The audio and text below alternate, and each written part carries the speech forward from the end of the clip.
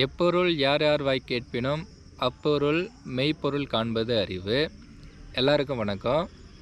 நம்ம சேனலில் தமிழக வெற்றி கழக பொதுக்கூட்டத்தை பற்றி பேசியிருப்பேன்.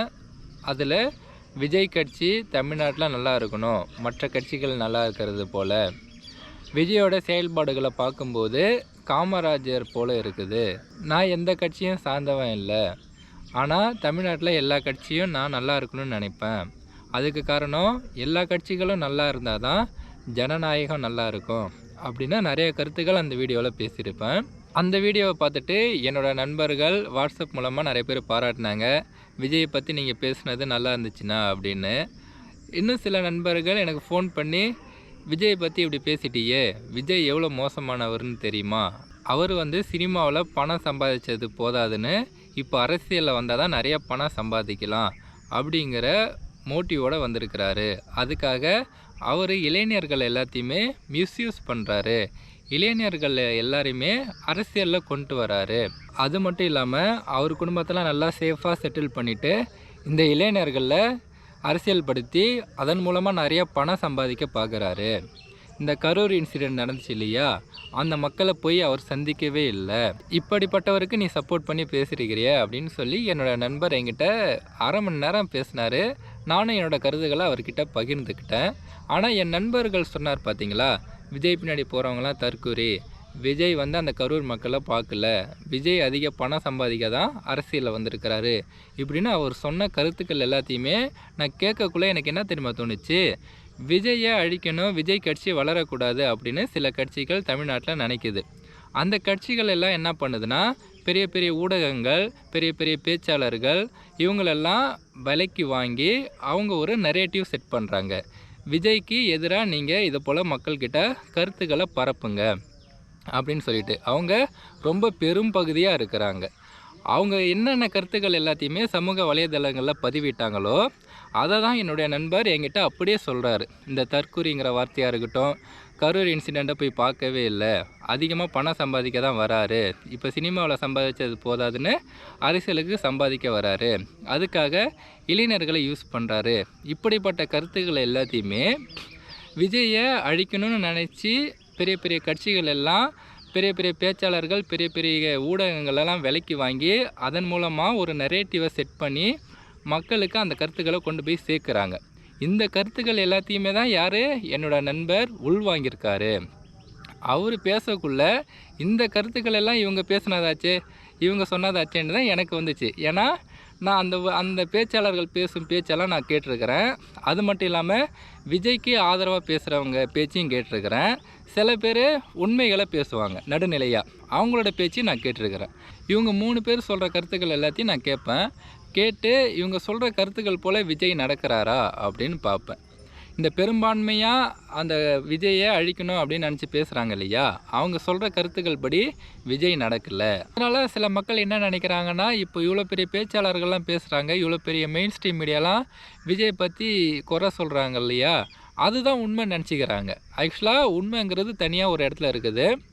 இப்போ தொழில்நுட்பம்லாம் நல்லா வளர்ந்து இருக்குது. அதனால் மக்கள் விழிப்போடு இருக்கணும். எவ்வளோ பெரிய ஆளாக இருந்தாலும், எவ்வளோ பெரிய புஸ்தகத்தில் எழுதியிருந்தாலும், கல்வெட்டிலே எழுதியிருந்தாலும் சரி, அது உண்மையா, நடைமுறை வாழ்க்கைக்கு அது சாத்தியமாக இருக்குதா, அவங்க சொல்கிற கருத்துக்களை நம்ம ஃபாலோ பண்ணால் நம்ம வாழ்க்கைக்கு நல்லதா, இப்படின்னு பல கோணங்களில் மக்கள் யோசித்து அதுக்கு பின்னாடி இருக்கிற உண்மையை கண்டுபிடிக்கணும். நான் எப்படி உண்மையை கண்டுபிடிக்கிறேன்னா, இந்த விஜய்க்கு எதிராக பேசுகிறவங்க கருத்துக்களையும் கேட்பேன், விஜய்க்கு ஆதரவாக பேசுகிறவங்க கருத்துக்களையும் கேட்பேன், நடுநிலையாக சில பேர் பேசுவாங்க, அவங்களோட கருத்துக்களையும் நான் கேட்பேன். இவங்க 3 பேர் கருத்துக்களை கேட்டு நான் ஒரு முடிவு எடுக்க மாட்டேன். இப்போ விஜய் இவங்க 3 பேர் சொன்ன கருத்துக்களுக்கு ஏற்றபடி எப்படி நடக்கிறாரு அப்படின்னு விஜயை க்ளோஸாக வாட்ச் பண்ணுறேன். வாட்ச் பண்ணி தான் நான் பார்க்கக்குள்ள விஜய் பக்கம் நியாயம் இருக்குது, அவர் உண்மையிலேயே மக்களுக்கு நல்லது செய்ய தான் அரசியலுக்கு வந்திருக்கிறாரு. அதுவும் இந்த சூழ்நிலையில் தமிழ்நாட்டுக்கு ஒரு நல்ல தலைவர் தேவை. ஏன்னா இப்போ பார்த்திங்கன்னா அரசியல் கட்சிகள் எப்படி இருக்குது, கொலை பண்ணுறாங்க, கொள்ளை அடிக்கிறாங்க, அதை எல்லாத்தையுமே நியாயப்படுத்தி பேசுகிறாங்க. அரசியல்னால் கொள்ளை அடிக்க தான் செய்வோம், அரசியல்னா பணத்தை மக்கள் கேட்டுட்டு திருடணும் அப்படின்னு இதை நியாயப்படுத்துகிறாங்க அவங்க செய்கிற தப்பை. அதனால் இதெல்லாம் தட்டி கேட்குறதுக்கு தமிழ்நாட்டில் ஒரு நல்ல தலைவர் தேவைன்னு நான் நினச்சேன். அப்படி நான் விஜயை பார்க்கக்குள்ளே அவர் காமராஜர் போல் இருக்கிறாரு, இவரை நம்ம விடக்கூடாது அப்படிங்கிறதுக்காக தான் விஜயோட கட்சியும் தமிழ்நாட்டில் மற்ற கட்சிகள் நல்லா இருக்கிறது போல் நல்லா இருக்கணும், அப்போ தான் ஜனநாயகம் நல்லா இருக்கும்னு சொல்லிட்டு அந்த வீடியோவில் நான் பேசினது. மறுபடியும் நான் சொல்கிற கருத்து இதுதான். எப்பொருள் யார் யார் வாய் கேட்பினோம் அப்பொருள் மெய்ப்பொருள் காண்பது அறிவு. இல்லைனாக்கா ஈஸியாக மற்றவங்க உங்களை மேனிப்புலேட் பண்ணிவிடுவாங்க, இன்க்ளூடிங் மீ. நான் சொல்கிற கருத்துக்களையும் நீங்கள் சிந்திச்சு பாருங்கள். இப்போ அந்த பெரும்பான்மையாக சொன்ன பேச்சாளர்கள் சொன்ன கருத்துக்கள் எல்லாத்தையும் பாருங்களேன். விஜய் இளைஞர்களை அரசியல்படுத்தி அதன் மூலமாக லாபம் சம்பாதிக்க நினைக்கிறாரு, பணம் சம்பாதிக்க தான் வந்திருக்கிறாருன்னு அவங்க கருத்துக்கள் வைக்கிறாங்க. அதை தான் என்னுடைய நண்பரும் வச்சார். ஆனால் அப்படி உண்மையிலே அவரோட நோக்கமானு பார்த்தீங்கன்னா, விஜய் பிரச்சாரத்தின் போது அவரோட வீடியோ எல்லாத்தையும் நான் பார்ப்பேன், என்ன பேசுகிறாரு அப்படிங்கிறத கேட்பேன். அதில் அவர் தெளிவாக சொல்கிறாரு, இந்த வாழ்க்கையை தமிழ்நாட்டு மக்கள் தான் எனக்கு கொடுத்தாங்க, அதனால் இந்த மக்களுக்கு திரும்பி நான் ஏதாவது செய்யணும் அப்படிங்கிற நோக்கத்தில் தான் அரசியலுக்கு வரேன். பணம் என்னங்க பணம் வேணுங்கிற அளவுக்கு பார்த்தாச்சு, இதில் தான் நான் பணம் சம்பாதிக்கணுமா அப்படின்னு நான் சொன்ன இந்த வார்த்தைகளை அவர் மேடையிலே சொல்லியிருக்கிறாரு. அவர் சொல்லியபடி செய்கிறாரா அப்படின்னு பார்த்தீங்கன்னாக்கா, இந்த கரூர் இன்சிடெண்ட்டே எடுத்துக்கங்களேன். என் நண்பர் சொன்னார் இல்லையா, 40 நாள் கழித்து போய் அந்த மக்களை பார்க்குறாரு, அதுக்கு முன்னாடியே போய் பார்த்துருக்கணும் அப்படின்னு நிறைய கருத்துக்களை வைக்கிறாரு. விஜய்கிட்ட எனக்கு இருக்கிற பிரச்சனை என்னென்னா, அவர் வெளியில் வந்தாக்கா ஆட்டோமேட்டிக்காக கூட்டம் கூடும். இதே அந்த கரூர் இன்சிடெண்ட் நடந்துச்சு இல்லையா, அப்போவே அவர் கரூருக்கு போயிருந்தாக்கா இன்னும் நிறையா கூட்டம் கூடும், அது கலவரத்துக்கு வழிவகுக்கும், அதில் இன்னும் நிறைய உயிர்கள் போகிறதுக்கான வாய்ப்புகள் இருக்குது. அதனால தான் விஜய் அந்த நேரத்தில் கரூருக்கு போகலை. அது மட்டும் இல்லாமல் அந்த இன்சிடெண்ட் நடந்து முடிஞ்சு 41 பேர் இறந்துட்டாங்க. அந்த குடும்பங்களை போய் பார்க்கணுன்னு விஜய் ஆசைப்பட்டுருக்கிறாரு. அதுக்காக கரூரில் மண்டபம்லாம் கேட்டிருக்கிறாரு. ஆனால் அவருக்கு எந்த மண்டபமும் கொடுக்கப்படலை. இதை எல்லாத்தையும் யார் பேசலை?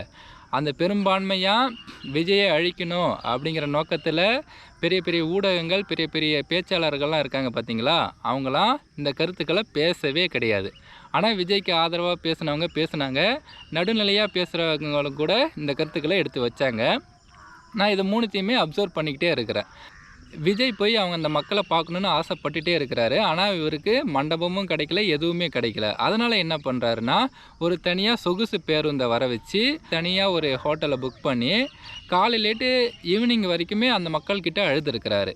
20 லட்சம் அவங்களுக்கு இடைப்பீடு கொடுத்துருக்கிறாரு. அதோட கூட நிப்பாட்டில் மாதம் 5000. அது மட்டும் இல்லை, அது திருமணம், மருத்துவம், கல்வி, இந்த எந்த செலவு இருந்தாலுமே அவரே ஏற்றுக்கிறதா சொல்லியிருக்கிறாரு.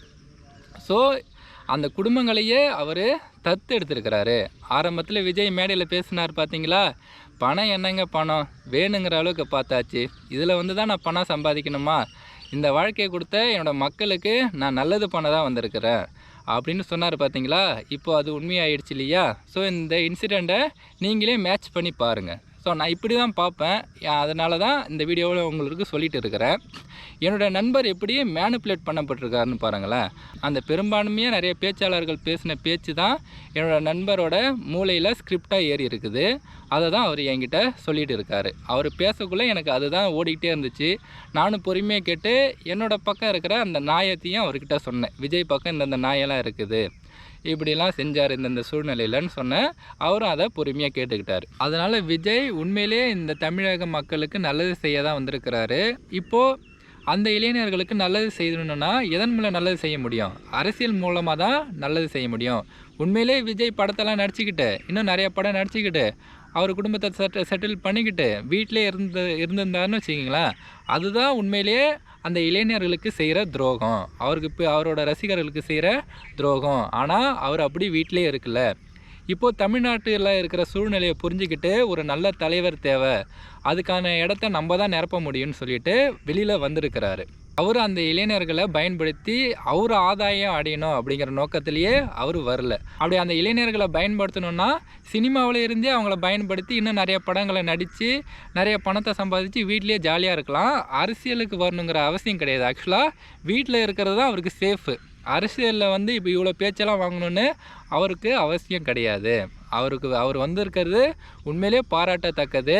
அவர் சொன்னபடியே மக்களுக்கு நல்லதும் செஞ்சு காட்டியிருக்கிறாரு. அந்த கரூர் இன்சிடெண்ட்டே அதுக்கு ஒரு உதாரணம். அந்த மக்களை எப்படி பார்த்துக்கிட்டாரு, அந்த குடும்பங்களை எப்படி தத்து எடுத்திருக்காருன்னு பாருங்களேன். அதனால தான் சொல்கிறேன், விஜய் ஒரு நல்ல தலைவர். காமராஜர், பெரியார், அண்ணா போல் அவர் இருக்கிறாரு. அவரை தமிழக மக்கள் விட்டுறக்கூடாது. இப்போ நீங்கள் ஒரு செய்தி கேட்குறீங்கன்னா அந்த செய்தியை பற்றி 10 பேர் பலவிதமாக பேசுவாங்க. தொழில்நுட்பம் வளர்ந்ததுனால நீங்கள் ஈஸியாக ரிசர்ச் பண்ணலாம். யூடியூப்பு, இன்ஸ்டாகிராமு, ஃபேஸ்புக்கு, இப்போ நமக்கு ஏஐ கூட வந்துச்சு. ChatGPT, டீப்சீக்கு, இது போல் நிறையா தொழில்நுட்பம் இருக்குது. இதிலெல்லாம் போய் பார்த்தீங்கன்னாக்கா அந்த செய்தி உண்மையான நீங்கள் ஈஸியாக கண்டுபிடிச்சிடலாம். அது மட்டும் இல்லாமல் இதை பற்றி மக்கள் கீழே கமெண்ட்ஸும் பண்ணுவாங்க. ஆக்சுவலாக நான் வீடியோ பார்க்கக்குள்ளலாம் ஃபஸ்ட்டு அந்த கமெண்ட்ஸை தான் படிப்பேன். அதுலேயும் நிறைய பேர் சில உண்மையான கருத்துக்களை சொல்லுவாங்க. ஸோ இதெல்லாம் வச்சு நீங்கள் ஈஸியாக உண்மையை கண்டுபிடிச்சிடலாம். அதனால் மக்கள் எவ்வளோ பெரிய ஆள் பேசினாலும், எவ்வளோ பெரிய புஸ்தகத்தில் எழுதியிருந்தாலும், எவ்வளோ பெரிய பேச்சாளர் பேசியிருந்தாலும் அதை நீங்கள் ஆராய்ஞ்சு அதில் இருக்க உண்மைத்தன்மையை கண்டுபிடிக்கணும். அது மட்டும் இல்லாமல் இவர் எவ்வளோ பெரிய ஆள் தெரியுமா, அவர் சொன்னால் கரெக்டாக தான் இருக்கும். இங்கே பாரு, கல்வெட்டிலே எழுதி வச்சுருக்காங்க, அப்போது இதுதான் கரெக்டு. இது எவ்வளோ பெரிய புஸ்தகம் தெரியுமா, இதில் எழுதியிருக்கிறது எல்லாமே உண்மை தான். ஏய், அவர் பெரிய சயின்டிஸ்ட்டுப்பா, அவர் சொல்கிறது எல்லாமே கரெக்டாக தான்ப்பா இருக்கும் அப்படின்னு நிறைய பேர் உங்ககிட்ட சொல்லுவாங்க. அதை நீங்கள் எதையுமே நம்பாதீங்க. நீங்கள் அந்த கருத்தை பிறந்த மனநிலையோடு பாருங்கள். அதுக்கு பின்னாடி சொல்லப்பட்டிருக்க விஷயங்கள் உண்மையிலே உண்மையாக இருக்கா அப்படின்னு நீங்கள் ஆராய்ஞ்சு அதுக்கப்புறம் அந்த கருத்துக்களை ஏற்றுக்குங்க. சில கருத்துக்கள் உண்மையாக இருக்கலாம், அதுக்காக மற்றவங்க சொல்கிறது எல்லாமே பொய்யாக தான் இருக்கும் அப்படிங்கிற அர்த்தம் கிடையாது. இதில் நீங்கள் புரிஞ்சிக்க வேண்டியது, அவ்வளோ பெரிய ஆட்கள், பெரிய புஸ்தகங்கள், பெரிய கல்வெட்டுகள், அதில் சொல்லப்பட்டிருக்க கருத்துக்கள் பொய்யா கூட இருக்கும். அதை நீங்கள் சிந்தித்து பார்த்து எது உண்மையோ அதை கண்டுபிடிச்சி ஃபாலோ பண்ணுங்கள். இந்த வீடியோ போகிறதுக்கான காரணம் நான் எவ்வளோ பெரிய அறிவாளி, என் நண்பர் அறிவில்லாமல் பேசிகிட்டு இருக்கார் பாருங்கள் அப்படிங்கிறதுக்காக கிடையாது. இன்னும் சொல்லப்போனால் நானும் என் நண்பரும் நிறையா கருத்துக்களை பேசிப்போம். அப்போது நான் சில விஷயங்களெல்லாம் தவறாக நினச்சிருப்பேன். இந்த விஷயம் இப்படி தான் இருக்கும் போல் இருக்கு அப்படின்னு சொல்லிட்டு. அப்போலாம் என் நண்பர் சுட்டி காட்டுவார். அப்போ நான் என்ன திரும்ப செய்வேன், இல்லை நான் அந்த கருத்து இப்படி தான் நினச்சிருக்கிறேன், அதுதான் உண்மை அப்படிங்கிறதுக்காகலாம் அவர்கிட்ட பேசிகிட்டு இருக்க மாட்டேன். உண்மையிலே அவர் சொல்கிற கருத்து நியாயமாக இருந்துச்சுனாக்கா உடனே அதை நான் ஏற்றுப்பேன், பிறந்த மனநிலையோட. அதுபோல் இந்த வீடியோ பார்க்குற நீங்கள் என்றைக்கும் பிறந்த மனநிலையில் இருங்க. நீங்கள் நம்ம ஒன்று நினச்சிட்டோம், அதுதான் சரியாக இருக்கணும், அதுக்கு எதிராக யார் பேசினாலும் அது தப்பு அப்படிங்கிற கண்ணோட்டத்தில் இருக்காதீங்க. அந்த விஷயத்தை நீங்கள் ஆராய்ஞ்சு பாருங்கள். அவங்க சொல்கிற கருத்துக்களெல்லாம் ஆராய்ஞ்சு பார்த்து உண்மையிலே மற்ற மனிதர் சொல்கிற கருத்து உண்மையாக இருக்கும் பட்சத்தில் அதை நீங்கள் பிறந்த மனநிலையோடு ஏற்றுக்குங்க. நன்றி.